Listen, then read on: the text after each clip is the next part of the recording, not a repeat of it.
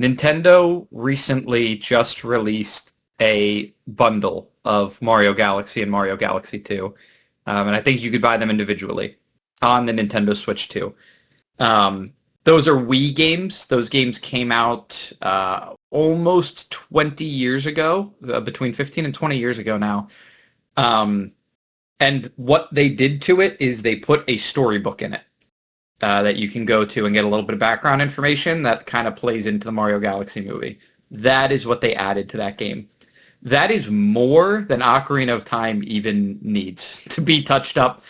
All that Ocarina of Time needs is for the 3DS version of that game to maybe get spruced up a little bit for an HD console, and if for an HD/4K console, and just port that with its gyro control additions that the original game didn't have, and with the Master Quest that was already in, that they put in the 3D version, just port that to the Switch. That is all they needed to do. If you want to add some little fun stuff here and there, like the storybook in Mario Galaxy, that's fun. That's cool.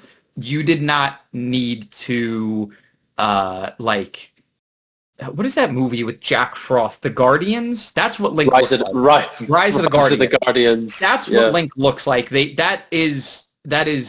looks disgusting. They didn't need to remake Ocarina of Time. They didn't need to do it. Just like they didn't need to remake Mario Galaxy. Mario Galaxy is an amazing game, and making a Switch version, a version specifically for the Switch that you can download, that you could buy, and you can play on that console, that is what Ocarina of Time needed. That's what modern fans needed, is the 3DS version of the game with some of those updated control systems.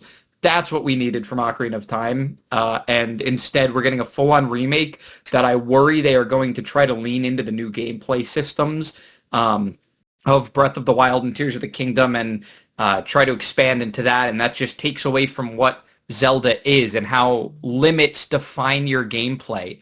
And I'm afraid that they're going to give it too much. Honestly, these new visuals are already turning me off. So I'm not impressed with the idea of an Ocarina of Time remake for Switch in general. It's not just that this trailer or something isn't doing it for me. It's the entire idea of an Ocarina of Time remake that's so unnecessary.